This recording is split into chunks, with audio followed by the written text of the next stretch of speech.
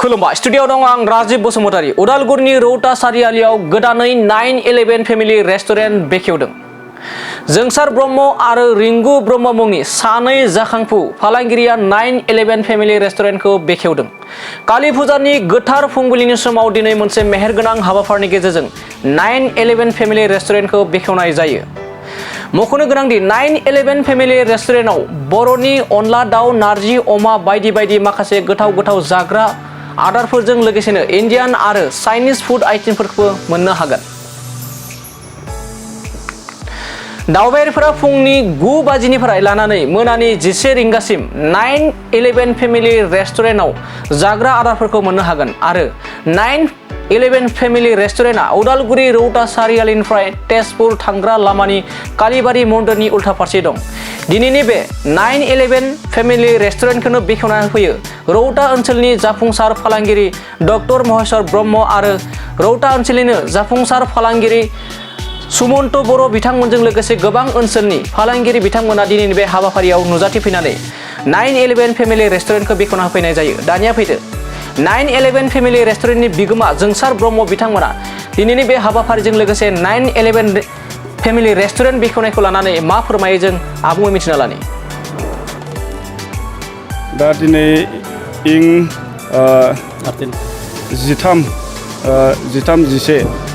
2023 मायथाइ दिनैनि दिनाव जों दिनैनि दिनखौ गोथार सान सायख'ना लानानै दिनै बे 9/11 फेमिलि रेस्टुरेन्टखौ दिनै बेखेवनाय जाबाय। मा मोननाय जागोन बेयाव जोंहा दङ ओरैनो चाइनिज आइटेम मोनगोन आरो इन्डियानाथ' दंखायोआनोसै इन्डियान आइटेम आरो बे चाइनिसआनोसै ओमफ्राय आरो जोंहा दंबावो थालियाबो दङ। प्लास बेयाव जों आरो बेयाव मोनसे गोदान मोनसे लकेल डिश हिसाबै जों सोफानाय जादों। बेयाव जेरै नोङो अनला मोनगोन, अनला दाउ, जेरै नारजि अमा, बेफोरखौ जों लकेल डिश हिसाबै एसे हाइजेनिक टाइपआव लाखिदों आरो। दा आं बेखौनो खावलायो जिहेथु जों गोदान हिसाबै जेरै मोजां खायद'खौनो जों जेसेबां हायो होनो नाजागोन।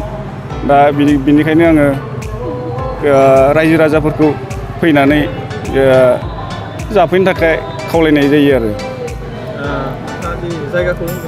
जायगाया जोंहा नैबे टाउना ओरै थाबाय रौता मेन टाउन, रौता सारियालिनिफ्राय ओरै तेजपुर लाइनाव ससे फैनानै जिहेतु नैबे कालीबारि मन्दिरनि अपोजिट खाथियाव आरो बेयो जाहैबाय बियो रौता बालिसिया गाव गोलैयो आरो बे जायगाया।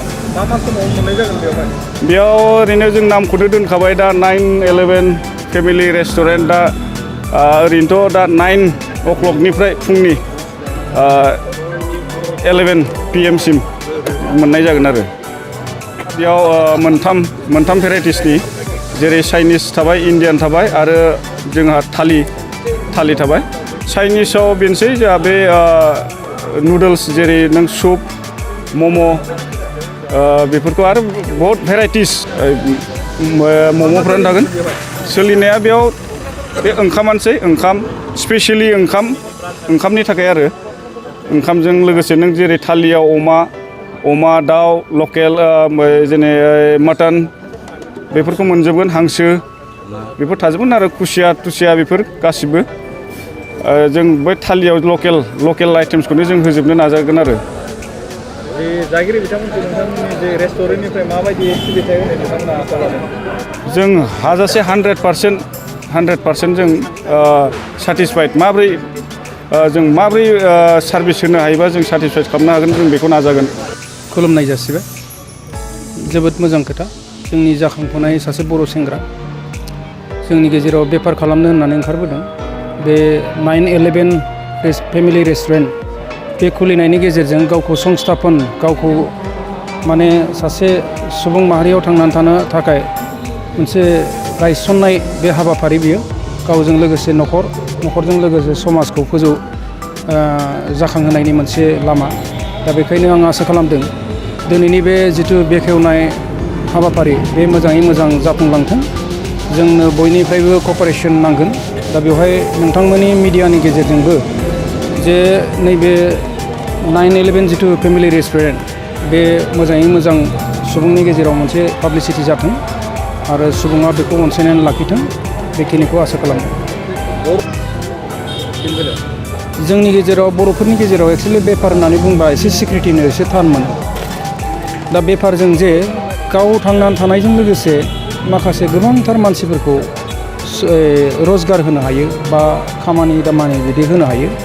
दा बे बुस्थुखौ जों बारा बुजिनानै लानो सेस्था खालामा बिजनेस होननानै बुंनायखौ। आं दहाय बेखायनो बुंदों जे बयहाबो बयनि जायगायाव मोनसे सिनाखि दङ जे बेफार फालांगिया गावनि बेफार खालामनायजों मोजां सिनाखि लानो हायो। साख्रिआवलायाबो मोजां गावनि साख्रिजों बा गावनि खामानिजों बियो मोजां आदर्श बादि साख्रिआवला जानानै गावनि सिनाखिखौ लानो हायो। थिग बेबायदिनो जोंनि गेजेराव माखासे जों सानफ्लाङै बेफोरबायदि खामानिखौ बेलेग बेलेग बिथिङाव गोसोखांनानै मावनो सोलोंनायखौनो आं लुबैयो आरोखि। जाफुंसारनाय बिथिङाव मा बुंगोन जे दखान बा हटेल बि फालांगि बिथिङाव जे माबायदि जानांगोन जे जाफुंसार जानाय? जिखुनु बिजनेस होननानै बुङोब्ला बेवहाय जेनेबा जाफुंनो थांनायाव एक नाम्बारानो जाहैबाय गावनि हार्डवर्क नांगौ जायो, गावनि सायाव कनफिडेन्स आरो गावनि बेबहार पाति। जेरै सासे बिजनेसमेना गावनि कर्मचारिफोरजों बियो माबायदि बेबहार पाति खालामनांगौ, बा जेरै दा नैबे हटेल होननानै बुङोब्ला एक नाम्बार बिनि कर्मचारिफ्रानो साबसिन सार्भिस होग्रा जानांगोन, बुजिनो हानांगोन, बिसोर हाइजिननि सोमोन्दै बुजिनो हानांगोन एक नाम्बार। दिनै गाबोन मानसिनि आखायाव बांद्राय टाइम थाला, जिहेतु बियो नेसनेल हाइवेजों नांजाबनाय मोनसे रेस्टुरेन्ट। दा बेवहाय फार्स्ट सार्भिसखौनो बांसिन मानसिफ्रा नायगोन, नेनाय रावहाबो बारा टाइम गैया।